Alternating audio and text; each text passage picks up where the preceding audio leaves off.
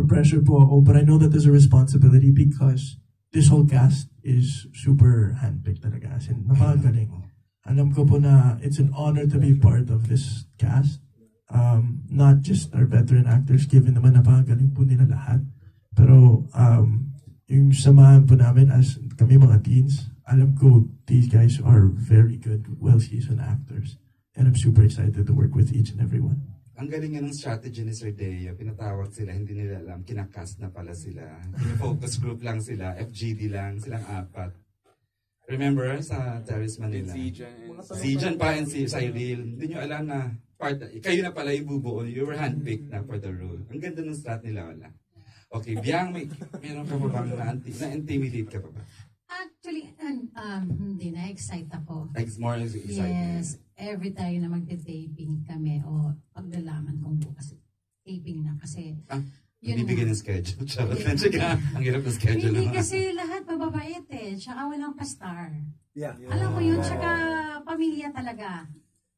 Minsan may lukuhan, bulihan, pero alam mo yun, andun yung simula pa lang, sabi ko, magiging pamilya to. Kasi for me palaging, pag ang teleserye, walang pa-star at walang ano po ba yung teleserye ng pastor? Charot! Joke! Hindi, totoo. Kasi di ba, hindi maiwasang may ganun eh. Hindi maiwasang maganon. Pero mas maganda yung hindi ka makakaramdam ng, ay, sikat ako, ganito ako, mas magaling ako. Kasi, di ba, walang pressure dun sa sa set. Tapos mas gaganahan ka magtrabaho. Di ba? Parang, kasi naniniwala ako, kaya yung siguro, thankful ako na yung mga nakaraan kong series, di ba, pumuputok dahil yun yung andun yung samahan, andun yung wala nga pastaran, andun yung nagiging pamilya. Kasi pag sa pamilya kayo, bihira, meron at merong kontrabida, pero karamihan nagko-collaborate. Nagkakatulungan. And siguro yun sa mga cast. Excited ako, masaya ako, kasama ko sila lahat. Tapos magagaling.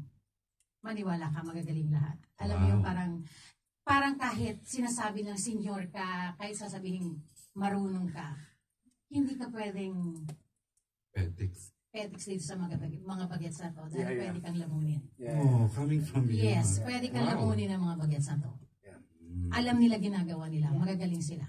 Focus sila, determinado sila. Kaya ingat ka. Minsan hindi mo pwedeng sabihin, kasi senior ako. Magaling na wala ako. Nang ganun ngayon. Wala nang ganun. Ang daming batang magagaling. So ingat din. Actually, si Evian is very generous. Minsan magte-text sa akin, Mars, nanonood ka ba? Hindi nga show to ha. Bakit? Panoorin mo yung ganun. Ang husay. Hindi pa niya nami-meet. Pero, Mars, sisikat yun. Doon ako believe sa iyo, Mars. How generous you are sa appreciation ng young artists. Kasi masarap tingnan pag mong actors mo, yung mga sumisibol, alam mo yung marunong umarte, hindi lang nandun. Alam mo, naiirita ako pag yung malaman ko, nandito kasi gustong sumikat. Kasi gusto lang kumita. Alam mo yun, gusto lang maging astig-astig. Mas masarap yung, ito, focus. Alam mo yun. Sino ba ulit yung tinutukoy mo? Charot lang ulit. Hindi nga totoo. Tsaka, ang pinaghahandaan ko, kinakatakutan ko dito is Lydia. Role ko mismo. Iba siya, Parang bundat na walang makeup. Yung role ko kasi is physically talagang ibang-iba sa lahat. Kailangan ko magpormang guardia. Is she tomboy? No. Hindi. Pero, basta lang po gwapo ako pag guardia ako.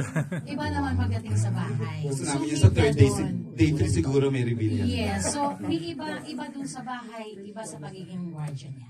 So, yung kinakatakutan ko, bakit ko kinakatakutan? Kasi sabi nga, bagong responsibilidad, tsaka diba, palaging, ano yung next, Sylvia? Ano yung kaya mo pang ipakita? Tapos, kinakatakutan kasi nung nag-kausap kami ni Eric, ang yabang ko Direk, kaya mag-action. Sabi niya, kaya mong tumakbo, ganyan, pahirapan to, kaya ko yun.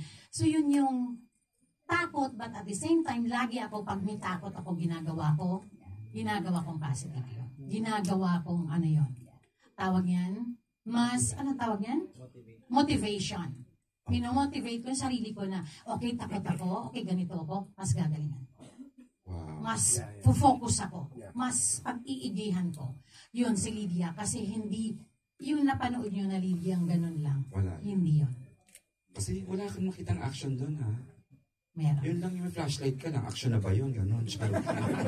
Maghintay kay Ay, Eric. no. Yung plagadag yung ano dun sa ano, Nga. diba? So yun lang si Lydia. Kasi third week mag-iiba na si Lydia. So meron na siyang... Woo! Exciting. Meron siyang iba talaga na kahit ako, kaya ko pa. Alam mo, pero yun nga, nagyabang ako eh. Nagyabang ako sa Nakaya. TSK, pati kay Sir Deo. Binigay. Sir Deo, tsaka kay Sir Rondel, trust me. Gumanon lang ako. You ask for it. Please, pagkatiwalaan niyo. With this. Yung ini-expect niyo, lalagpasan ko pa yun. Lagi naman. akong ganun eh. Para You alam mo yun, motivation. You Na, always deliver. oo, na yung pag-trust nyo sa akin as Barang noon. No, tinrust nila sa akin na si Barang na sabi nila, wow, yung expectation. Alam mo yun, nakita nila, bla bla bla. Ngayon, sabi ko, pagkatiwalaan nyo ulit ako kay Lydia. So, yun yung, oops, kailangan kong galingan. Ang daming kailangan kailangan kong maraming ayusin. Kailangan gawin para ma-achieve ko yung Lydia at ma-meet ko yung expectation nila. Or, mas malagpasan pa. Always. So, yan. Thanks, Mars. Thanks, Sylvia. Baron! Intimidate, excited, na looking forward to working on a scenes. Yung first day, na-intimidate ako sa lahat. Na-intimidate ako. Baron ka na, kahit sa mga bagets. Na-intimidate din ako sa character ko kasi sobrang complex. And yun nga, multifaceted. Actually, meron na nga. Nakikita na, feel na namin yung comment. But I'm very, very excited to... Kasi lahat nakikisena ko na eh. Excited ako sa mga scenes namin na pukunan this week. Kami ni Blythe. Yung mga intense scenes kami na pukunan. Ay, meron na kayo. Doon pa lang kinakabahan na ako. Okay. Wala kami napanood na scenes na nag-eksena na kayo. Wala, no? Yun lang, malayo. Yung Wala pa kami talagang sabi eksena. kemi siya dun sa corner, tapos nandito pa to. Ganun. May shoot pa lang kami na kanina. So I'm like really looking forward to that. Everyone here, I'm looking forward to like just working with them. And First time with Ibiang, work in a show? Mami ko yan. Ha? Saan Saan? pa lang? Tabing ilaw siya. Ricardo Demor. Kasama na kami. Angel Aquino and Sir Ben. Reunion niya pala ni Miss PG to. Yeah, the BG. Salamat, diba? Pati kay Derek Eric. Salamat. Kay Sir Deo, salamat. So yun lang. I'm just really excited. Kaya on my toes ako parate. Gaya na sinabi ni Miss Biang, you can't, parang, hindi ka pwede pa petics porket matagal ka na sa industriya. Kasi maraming layers yung character, maraming layers yung eksena. So, ang ganda ng story. Pati si Derek Onat, nakaka-intimidate si Derek Onat. Talaga ba? Iba siya In a good way. Na parang you want to give it your best. Kasi everyone's prepared. And you want to also be prepared. Kasi respeto mo yung sarili. Love ko yung craft ko. So, ganun ang gusto ko. Pati sa production people, gusto kong ipakita rin sa kanila na tama yung choice na kinuha niyo po ako for this role. You're very fortunate you get to work with the best directors din talaga. Everyone. Dreamscape, production. Everywhere you go. Yeah, si Miss Pini Star, Miss Pam. Correct. Production team actually. Okay. Ito, alam ko namang papunta sa greatness in the next 10 years. Pero, who are you intimidated with? Wow, umi-English ako. Sino kanino ka na-excite, na-intimidate, or you look forward to every day tuwing nag-shoot? Baka isipin showbiz, pero lahat po talaga eh. Showbiz nga. As a film fan, alam ko po yung body of freak din ng mga kasama ko po sa show. At 21, nag-research ka na? Opo, napapanood ko na. I mean, kinukwento nga kay Kuya Barry, in Jay, I watched it when I was 13 years old. I was such a fan of that movie. Ano yun, Francis Jay? Passion. Ayoko na rin, Francis. With Coco Martin. I was so Sila young. Malaya best film. Like, I love that movie. But, Chacha, Lita, like, everyone here. But, like, kaya you have to prove yourself all the time, every day. Kailangan ready ka lagi. Especially at the start, like, excitement lang talaga, and kailangan lang i-prove kung bakit ako nandito sa show na to or ano. But eventually, natakot ako sa kwento ng show. But then, I realized na maybe I was really put here on the show for a purpose. Like, parang, hindi naman natin alam mga mangyayari, pero I was here since, what, April pa ba to? Or, ano, so, yeah, I mean, kumakapit, and I'm just blessed to be working with this group of people who have been supporting me and have been believing in me, even Dreamscape and everybody else, the whole team talaga. Kaya, yun. Of course, we love having you as a family. Or, ba? Ano? Intimidation. Oo naman. Every role that, every new project, every role, and yun. Pero yun, showbiz yun. Excited to work with everybody. Kasi the kids, first time ko sila lahat, mga katrabaho. Pero alam ko yung trabaho nila. So alam ko na magagaling sila. Si Blythe, I've seen her MMK, or ano, alam ko what she's capable of. So, there was excitement, and also, medyo natatakot ako kasi, yun na, baka kainin nila ako ng buhay, no? Tapos, pero mostly, really scared of, just like what Sil said, scared of Tanya and her journey. Kasi, Alam mo, tama yun. Huwag ka naman scared sa mga ano mo. Ikaw mismo, sa sarili mo, di ba? Nadadala mo ba, di ba? Oo, yun eh. Parang to flesh her out, di ba? Kailangan, lalo na ipapagpag ko pa si Feliz, na Inglesera, na ganito, tapos biglang ito ang bargas niya, na baho, makaw-baho na tingnan. So, kailangan maniwala yung mga tao.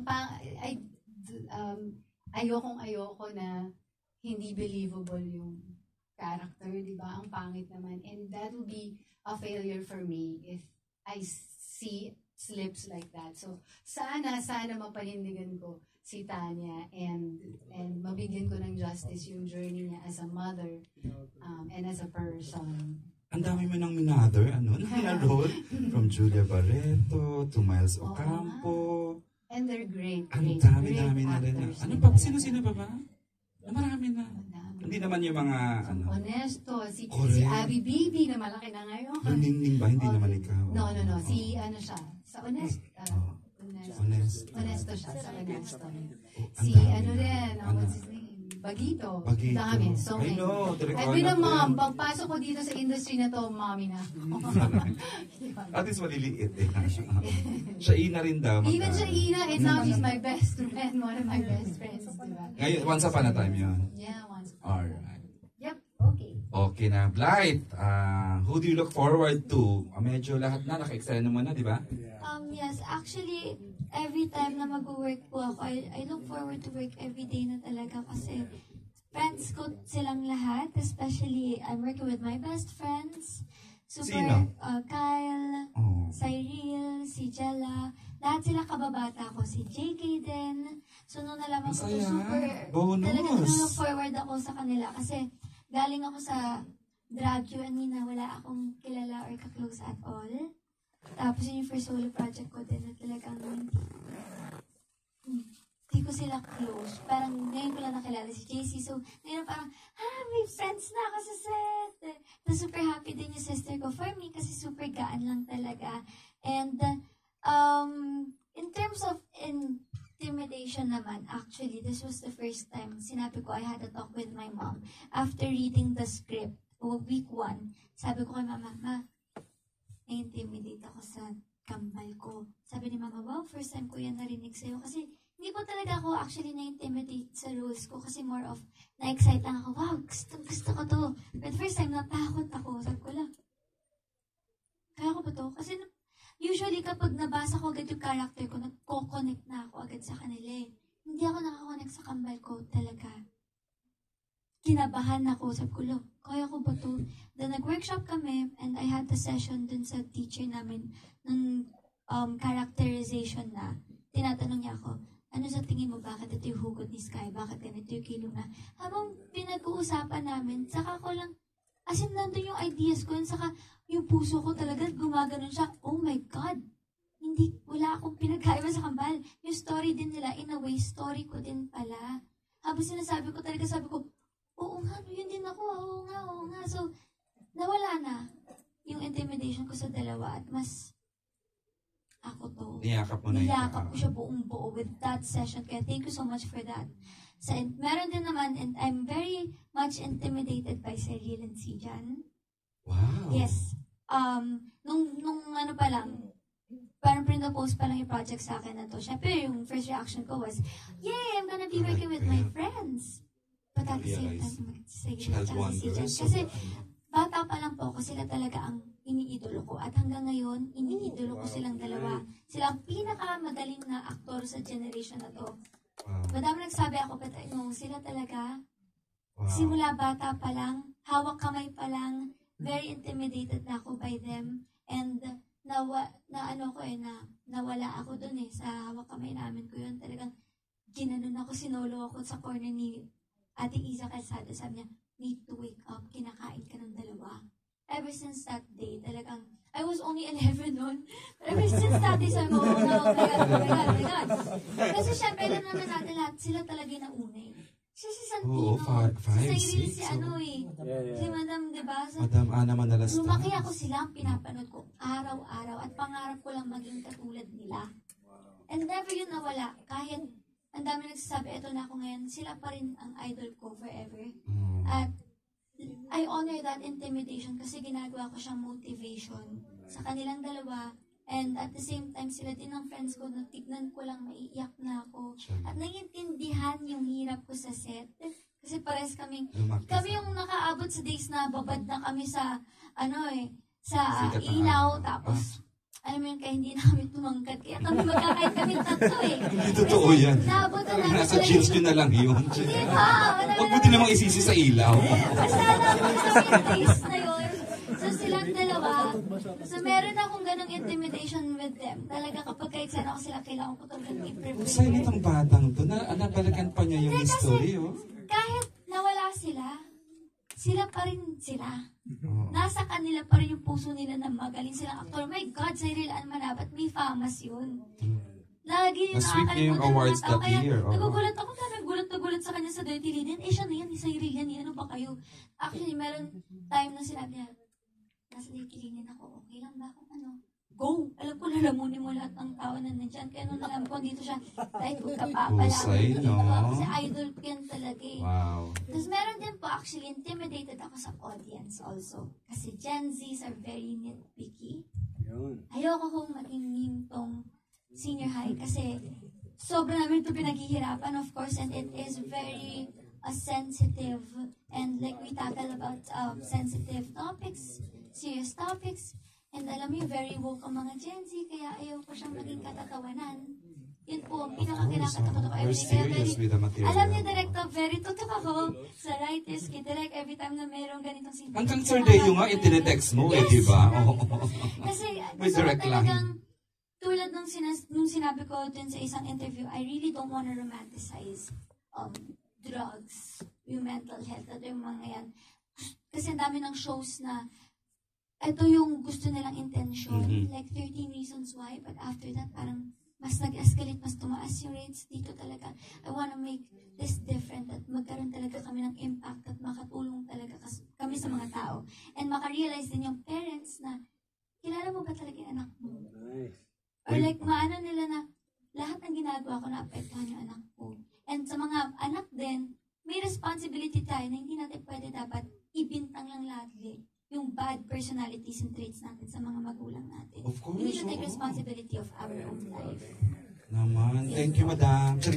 Actually, there will be a chance na makakausap po natin ang creatives ng show para mas in other aspect po ng narrative ng programang ito. And